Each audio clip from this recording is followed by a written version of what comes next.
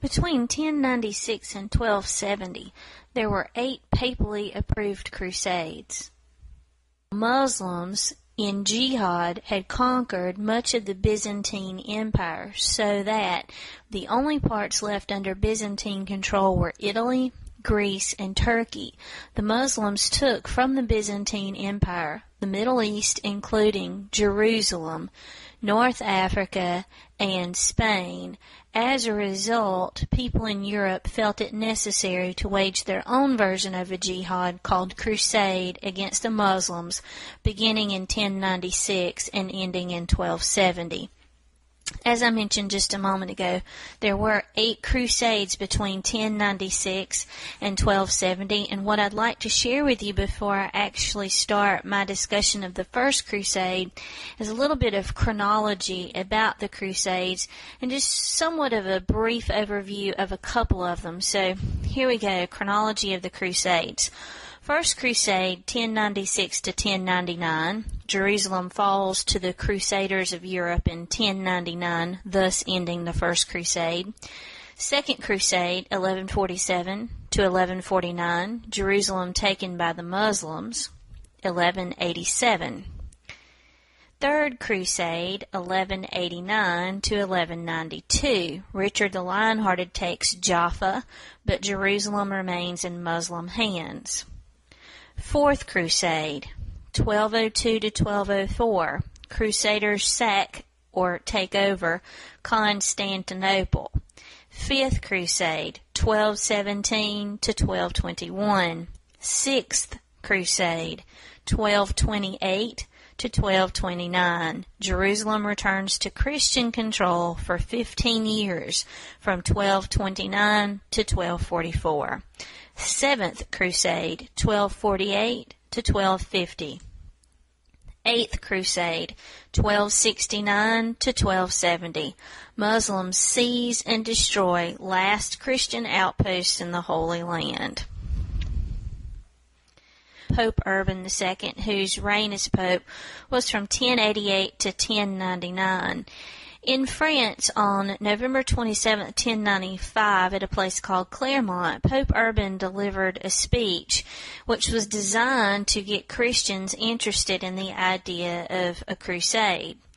Pope Urban II hoped to persuade Christians from all over Europe to join a special kind of pilgrimage, a holy war against the Muslims, who had taken over Jerusalem as they had swept through the Near East or Middle East, spreading their new religion of Islam. What Pope Urban said was, quote, "The frenzy of the barbarians has devastated the churches of God in the East, and has even, shame to say, seized into slavery the holy city of Christ, Jerusalem." With the final words, "God wills it," Pope Urban II had worked the crowd into a frenzy and inspired them to literally take up the cross, march through the Middle East, and defeat the Muslims and attempt to take the holy city of Jerusalem. And the people at this meeting, as well as people all around Europe, responded, because in the Middle Ages, no lay person or regular person could rise to a greater calling than to join the Crusades against the Muslim infidel. And literally taking up the sign of the cross, thousands of God-fearing, God-loving men and women risked their own lives to reclaim the Holy Land from the Muslim infidels. These crusaders were led by fanatics, sometimes armed with nothing more than their faith or belief in God, and by nobles and knights with lances and swords. They became, as one historian described, a horde outnumbering the sand of the seashore or the stars of heaven. And not only did these pilgrims travel far from their homes and families, but most of them had put all of their money, all of their family fortune into the journey, thinking that they would more or less earn forgiveness of all their sins and gain an assured place in heaven by participating in these crusades. Many of them who who were lucky enough to survive would actually return home, of course, broke, completely economically devastated from their participation in the Crusades. Of all of the purposes behind the Crusades, number one, always and foremost of every single crusade, is to retake the Holy Land from the Muslims. A crusade would be called because the Holy Land of Jerusalem had fallen to the Muslims. The crusade would not end until Jerusalem was in the hand of Christian crusaders. Of course, when the crusade would end with Christian recapture of Jerusalem, the Muslims would begin to fight to take it back. They would gain the city of Jerusalem, hence the need for another crusade. A second reason or purpose behind each of these crusades was rapprochement, or to heal the 1054 schism among Christians in Europe. The Byzantine Empire and Western Europe had been going their separate ways since 476 AD. In 1054, the Byzantines just took this one step further and said that they were no longer Roman Catholic. They were now Greek Orthodox, and rather than looking to the Pope in Rome as their head, they looked to a father of the church in Constantinople as the head of their church, now called the Greek Orthodox Church. So the popes of Europe, of the Roman Catholic Church, had hoped that they could bring the Greek Orthodox people together with Roman Catholics and fight against a common enemy, and in the course of defeating and fighting the Muslims, all Christians would come back together again, and there would be only one church. This, of course, would benefit the Pope because it would give him more people that he's in charge of. Number 3, these popes hoped to get rid of heretics, anyone living in Europe who did not accept the total teachings of the Catholic Church, anyone who veered just slightly from accepting the total beliefs of the Catholic Church was labeled a heretic, and Christians were given the permission to attack these heretics, these people who didn't quite fit in, and kill them with the blessing of the Church. Also, as I mentioned just a moment ago, this was a very expensive undertaking to participate in a crusade. Many of the average individuals and even some of the professional fighters of the time, the knights, didn't have enough money to pay for the equipment and supplies for a magnitude of this undertaking, so they borrowed money from Jews who charged them interest on the money that was borrowed. So as they were heading towards the Middle East to attack Muslims, they also attacked Jews, killed them as the murderers and betrayers of Christ, but also attacked them because many of these Christians resented owing money to the Jews. Another purpose of the Crusades is to get rid of troublemaking knights. Knights were sworn in the Middle Ages to fight. That's their job for all of society. They were described as those who fight. So they would be sent about by the various kings of Europe to wage war on behalf of their king against another king or any of the enemies of the man for whom they were pledged to work. And when they didn't have some war to participate in, knights could be very dangerous, getting into a lot of trouble, stirring up trouble in villages. So the Pope saw an opportunity to get rid of troublemaking knights, to give them an actual purpose in life, which was to fight against the Muslims. Opportunities also were granted for average Christians who went on crusade, the opportunity to gain land and wealth in the Middle East, as well as to have adventure and excitement in a life that usually meant a person didn't travel any more than 25 miles from their birthplace, and also the forgiveness of sin. It was guaranteed by the popes who called for each of these crusades that a person who participated in the crusade was given an indulgence of forgiveness of sin. As the crusades progress, indulgence becomes forgiveness of past and future sins and can be obtained not by physical participation in the crusades, but also by paying money to the Catholic Church to finance other people who were going on crusade. And by the end of the 8th and final crusade, indulgence had come to represent forgiveness of past and future sins for living Christians who gave money to the crusading efforts of others, and it also was available to those people who paid, that they could ask for a dead relative to be forgiven and released from hell. the increasing definition of the indulgences through the Crusades show that the Crusades and the Roman Catholic Church become more and more desperate for support and participation. The Crusades overall are a complete and total failure. We have a tendency sometimes to romanticize knights, as well as this crusading fever that swept across Europe from 1096 to 1270, but that's really an idea based on ignorance and lack of information. The purposes of the Crusades were only met in the First Crusade. The rest of them were completely and totally inept adventures. Basically, they were poorly funded, poorly organized, poorly done. Okay, what we're going to look at here for a moment is the First Crusade. And I would like to start by pointing out here that the First Crusade was from 1096 AD to 1099 AD. In this crusade, the Christians head off, as they would many other times, without a lot of thought as to what's going to happen when they get to Jerusalem. When these crusaders arrive in Jerusalem, they are trying to protect themselves from Muslim arrows. These mounted knights from Christian Europe had on iron helmets and shirts and leggings made out of chainmail. And while this armor did protect them, it weighed them down considerably. Wearing this kind of armor could add as much as 100 pounds to a man, and it gave them a disadvantage because they couldn't move as quickly as the Muslims could, who were lightly clad in armor and had faster horses, and that gave the Muslims actually an advantage in cavalry battles. When the earliest Crusaders arrived in Jerusalem for the first time, it was June 7th. And basically what they found here was that the city was absolutely beautiful, breathtakingly gorgeous.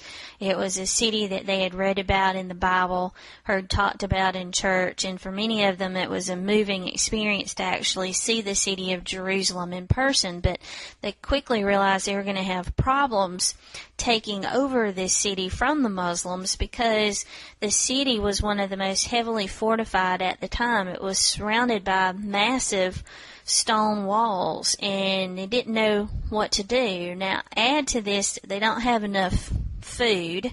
Also, they find that there are no local wells anymore. The Muslims were smart enough to fill in many of the wells or to poison them so that these Christians would have no water.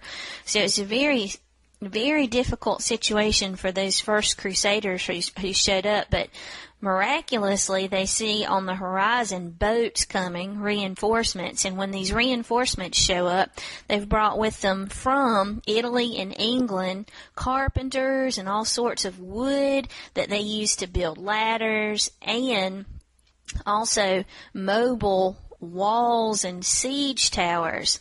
So with this added capability, the Christian Crusaders are able to attack the city, to scale the walls and take the city. And once they got inside the holy city of Jerusalem, the Crusaders took their swords and slashed at anybody they came into contact with, including civilians who were fleeing from them and begging for their lives.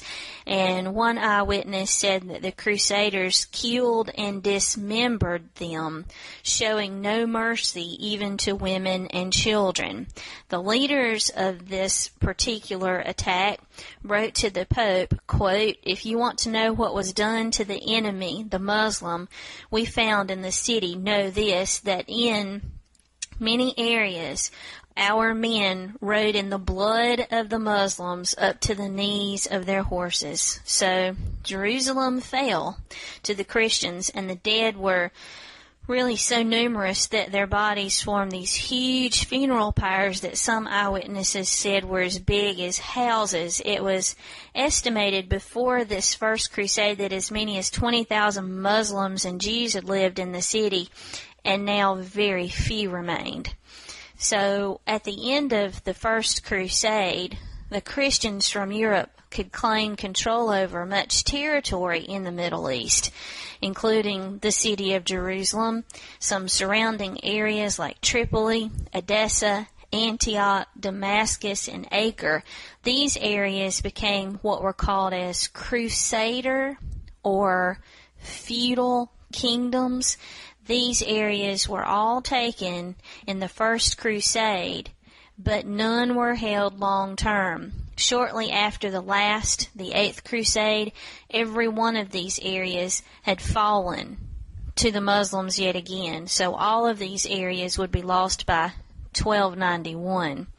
So at the end of the First Crusade, Christians could claim the Holy Land as theirs. Of course, in between the First Crusade and the Third Crusade, which is the next one we're going to, it goes without saying sort of that there was a Second Crusade. Why did we need a Second Crusade? Because after the First Crusade, Jerusalem changed hands again. Christians had to go in, they thought, wrestle away the city once again. They hold on to it at the end of the Second Crusade, lose it again. So, as needed, a Third Crusade. The Third Crusade was from 1189 to 1192. The Third Crusade is significant because it includes some of the most famous leaders, political and religious leaders, from the period of the 12th century. Just to give you a little background, the city of Jerusalem fell in 1187 again to the Muslims, this time under the leadership of a Muslim sultan or caliph called Salah al-Din, or just normally in the Western world called Saladin. Saladin told Christian Europe, sent messages to Christian Europe that Christians could be freed to come to Jerusalem, that they would enjoy Saladin's protection, that they need not fear that they would be attacked by Muslims. Many Christians in Europe wanted to go on pilgrimages to Jerusalem to visit the holy city, and they felt they could not do that as long as it was under Muslim control. Well, Saladin points out to Europe, you don't have to worry about that anymore. I'm a nice, open-minded kind of guy, so if Christians want to venture over here to Jerusalem, they'll enjoy my protection. Well, that's not good enough for Christians. Christians feel like the holy city of Jerusalem cannot be under Muslim control, even if the Muslim who's controlling Jerusalem is a nice guy like Saladin, it's not allowable. So, from the Holy Roman Empire, the Emperor Frederick Barbarossa, Barbarossa meaning red beard, Frederick Barbarossa was the Holy Roman Emperor from 1152 until 1190. He leads a group of German and Italian knights into the Holy Land. He is joined by the King of France, Philip Augustus, who reigned from 1180 until his death in 1223. From England, the English knights are led by Henry II's son, Richard the Lion-Hearted, who reigned from 1189 to 1199 as the King of England. And what is interesting to point out about Richard the Lion-Hearted is that his reign, 1189 to 1199, is 10 years long, but he's only physically in England for just 6 months out of that 10 years. So where is he? Well, he's on crusade from 1189 until 1192. But still, you see, that leaves 7 years. So where was he during those 7 years? Well, on his way back from the Third Crusade, Richard the Lion-Hearted gets held for ransom and basically spends his remaining years held captive inside the Holy Roman Empire, and it's up to his brother, John the First, to try to gain money to pay Richard's ransom to get his brother's freedom. And you kind of have to feel sorry for John the First here. His reign officially begins in 1199 and ends in 1216, but in actuality, John was ruling while Richard was off on crusade. So John was unofficially leading England since 1189. And because John was so desperate to get money to free his brother who was ransomed on the way back from the crusade, John issues really extremely high taxes on the English people, especially on widows. He forced widows to pay a tax to avoid being married again, and when men went off on crusade from England, they entrusted John to look out for their marriageable daughters. And what John did actually with these daughters of men who went on crusades was that he sold them at auction more or less to the highest bidder, rather than actually thinking about who would be a good match for these young women. So John more or less got off to a bad start in England, and the people didn't think very highly of him. And actually his high taxes led to this popular hero's emergence, a guy named Robin Hood, who stole from the rich and gave to the poor so that they could pay their taxes to John I. Eventually, the English people had had enough of John, and they forced him in 1215 to sign what was called the Magna Carta, which is Latin for Great Charter or Great Piece of Paper, and they forced him to sign this agreement which would limit his power forever. So John, just keep in mind, is ruling England in the absence of his brother Richard the Lionhearted. So in 1189, these three guys, Frederick Barbarossa, the Holy Roman Emperor, Philip Augustus, the King of France, and Richard the Lionhearted, the King of England, head off to the Middle East to fight against Saladin for control of Jerusalem.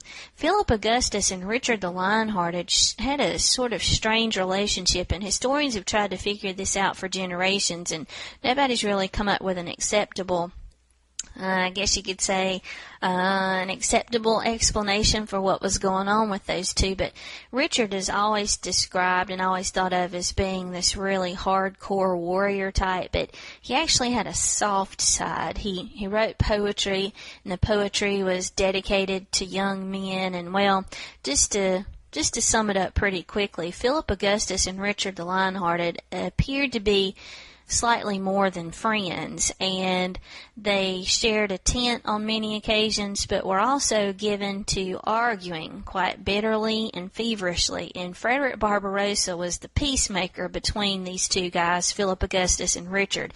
Whenever Philip and Richard would start arguing with each other, Frederick Barbarossa would step in and say, okay, look guys, got to concentrate on the enemy here, which is Saladin. You got to put aside your differences, whatever they might be, and let's work on a common enemy together. Unfortunately, for the Third Crusade, Frederick Barbarossa died in a freak accident on crusade, and it makes no sense whatsoever, but Frederick Barbarossa decided to go for a swim wearing his armor, which weighed about 100 pounds. So he drowned in a river on the way to the Third Crusade. That left Philip Augustus and Richard the Lionhearted, who bickered over everything, including an attack plan for Jerusalem. So, long crusade made very short. Richard and Philip Augustus claimed that in 1192 they had won the Third Crusade, that they had captured Jerusalem and they had forced Saladin to sign a treaty, and more or less what the treaty said, I think you'll find somewhat interesting and slightly amusing. The treaty said, Saladin agreed to this and signed it, that Christians could make pilgrimages to Jerusalem without fear of being attacked or mistreated by Muslims. So most historians agree that the Third Crusade really didn't accomplish anything. All it did was to take Saladin's statement that he had made before the Third Crusade started and got it more or less put onto paper, but they could have saved tens of thousands of lives if they had skipped the Third Crusade altogether. So the Third Crusade, I guess you could kind of classify as a draw, somewhere in between victory and defeat. The city of Jerusalem really remained under Saladin's control, but Richard and Frederick Barbarossa and Philip Augustus had gone there to free it from Saladin. Philip Augustus and Richard the Lionhearted did not achieve this. It was still under the rule of Saladin, but they claimed that because of the treaty they had gotten, that Jerusalem had been quote-unquote captured. So on the way back from this third crusade, Richard is ransomed. We already discussed that. I want to tell you lastly that the third crusade, and this is just crazy, inspired what was called the Children's Crusades in Europe right along the same time as the Third Crusade was underway. People in Europe allowed their children less than 10 years old in most cases, to head out for the Holy Land to fight alongside knights and other Christians to gain control of Jerusalem. And what is sad is that the majority of them never even made it to the Holy Land. They got lost or died from starvation, exposure to the elements. Those that did make it to the Holy Land were actually captured by the Muslims and sold into slavery and child prostitution. The next and last crusade that we're going to talk about is the Fourth Crusade from 1202 to 1204. The person responsible for calling the Fourth Crusade is Pope Innocent III, who reigned as Pope from 1198 to 1216. His reign as the Pope of the Roman Catholic Church is considered to be the high point of papal power. What do we mean by that? It's not just that he called for a crusade. Let's face it, there are 8 different crusades that are called, so calling for a crusade is not what makes Pope Innocent so powerful. It's other things he does besides that, just to give you a couple of examples. Philip Augustus, the King of France during the Third Crusade, had attempted to divorce his wife. He said he had divorced her, that he had left her, that she was no longer his wife. And his reasoning for that, I guess, you can just think about that. It seemed maybe possibly he was interested in Richard, but whatever. Philip Augustus had tried to divorce his wife, but Pope Innocent III reminded him that for a Catholic there was no such thing as divorce, that it was death or marriage. There was no in between. You were married until, quote, death do you part.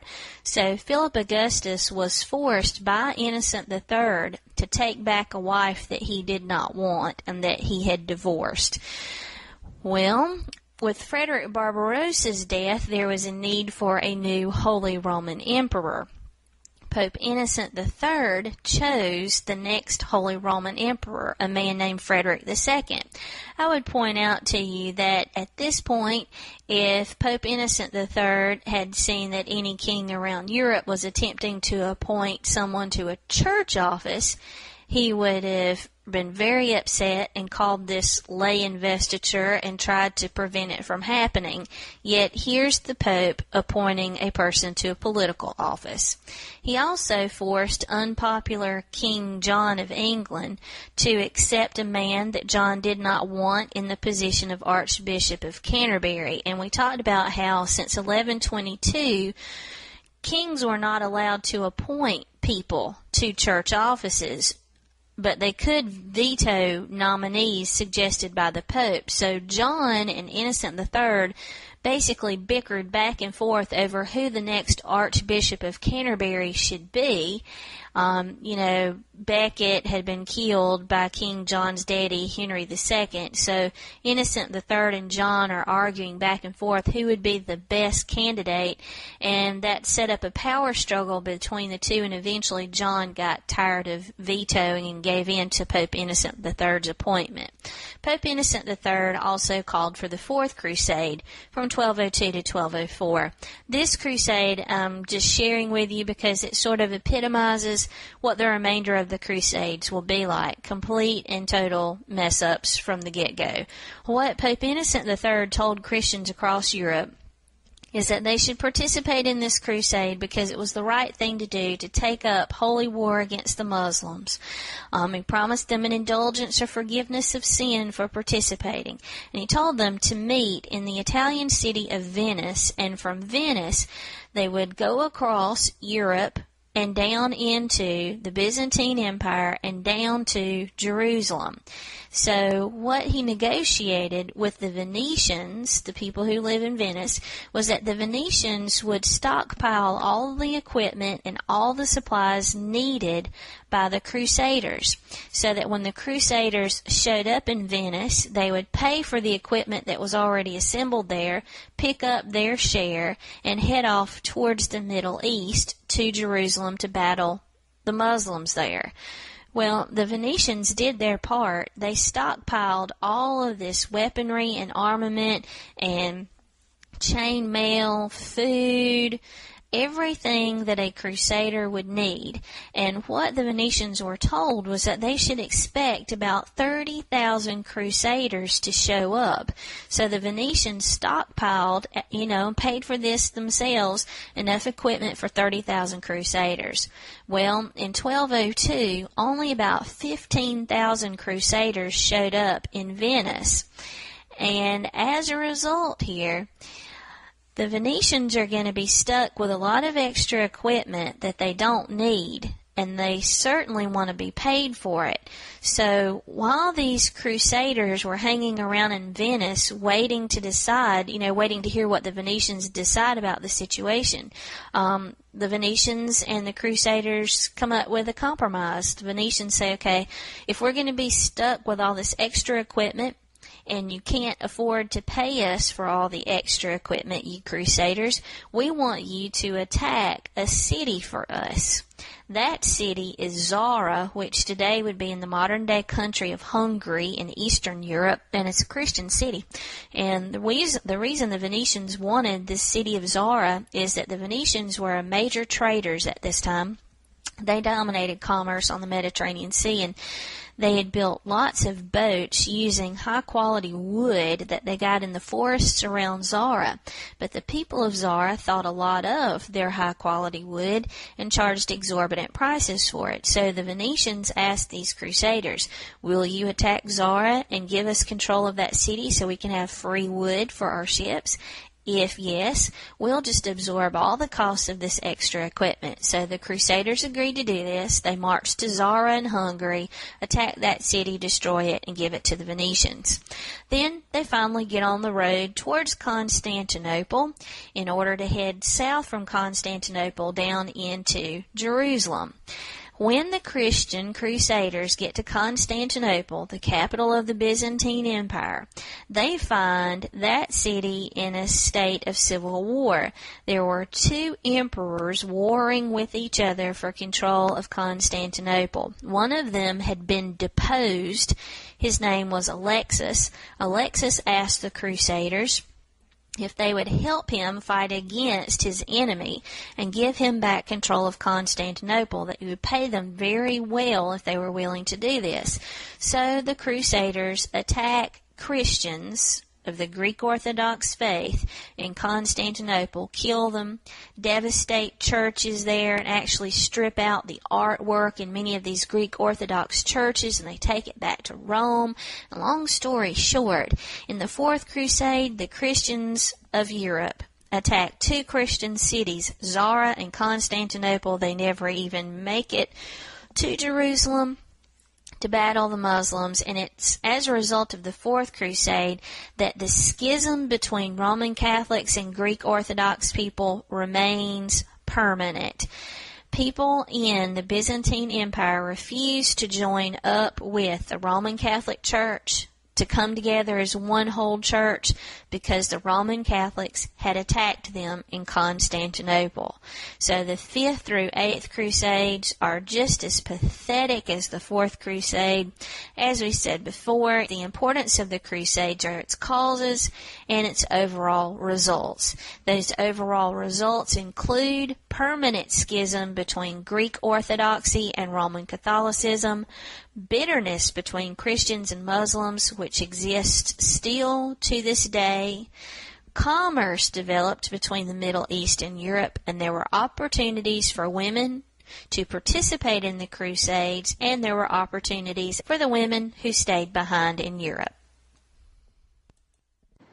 Women who stayed behind in Europe and did not travel to the Middle East to physically participate in a crusade often chose to open their homes as inns to knights, that is, professional soldiers, and average Christians who had taken up the cross and were heading to the Middle East to do battle with the Muslims for the city of Jerusalem.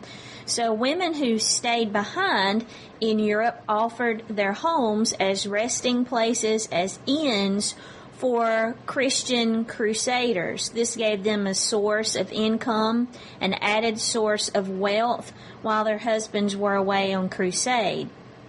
Some of these women also offered themselves as companions to knights and to Christian crusaders. I don't know if we would consider this really an opportunity, quote unquote, but some historians say that one of the opportunities created for these women left behind in Europe was that they not only opened their homes to crusaders, but they also offered themselves as prostitutes for crusading armies. This, of course, gave them an added source of money and revenue. Many women who stayed behind enjoyed the freedom of being without their husbands, sons, and fathers. For the first time in their lives, these women were managing the manor or their home. In the Middle Ages, the home or castle, we would say, of a noble or knight was referred to as a manor. So when the husband was away and his friends were away and most of the men in the community were away on crusade, it was often left to the woman to oversee the management of the manor while her husband was away. So many women enjoyed this sort of liberation of being in control of the household, of overseeing the serfs and slaves, of having a bit of social freedom, of being able to step outside of their normal role, which was confined to just being a wife and mother, to branch out, to manage and oversee farmlands, etc., to oversee the account books of the manor. Some women were reluctant to give this newfound freedom up when their husbands returned. Many hoped that their husbands would not return so that they could continue in this position of manager of the household. And some of you may be thinking now, a wife would never feel that way. It is important to point out right here that in the Middle Ages, marriages were arranged marriages among noble class people. So a woman was typically married by the time she was 16, promised at a much younger age than that actually. Usually her husband was chosen for her by her father somewhere around the age of 12 or 13. And if a woman was not married by the time she was 20 years old in the Middle Ages, she was considered to be an old maid, a has-been. So women in this period often found that some of them developed feelings of love and affection for their husbands, while others did not. The arrangement or the matchmaking on the behalf of the parents and the husband-to-be simply did not work. Also consider that husbands usually did not marry in this period until they were in their 30s, sometimes as late as 40. So with that huge age difference of 16 or slightly younger to a 40-year-old man, I think you all probably understand that huge age difference meant oftentimes that a young girl recently married felt that her husband was more of a father figure to her, and it was difficult for some of these young girls to develop feelings of romantic love for their husbands. And with the closeness in age between a mother and a child, you think oftentimes a mother in this period was closer in age to the children that she would have than in age to her husband. It often meant that wives were closer to their children than to their husbands. They regarded their husbands as father figures, or sometimes the age difference could be so extreme that they regarded them more as like old men, as grandfatherly types.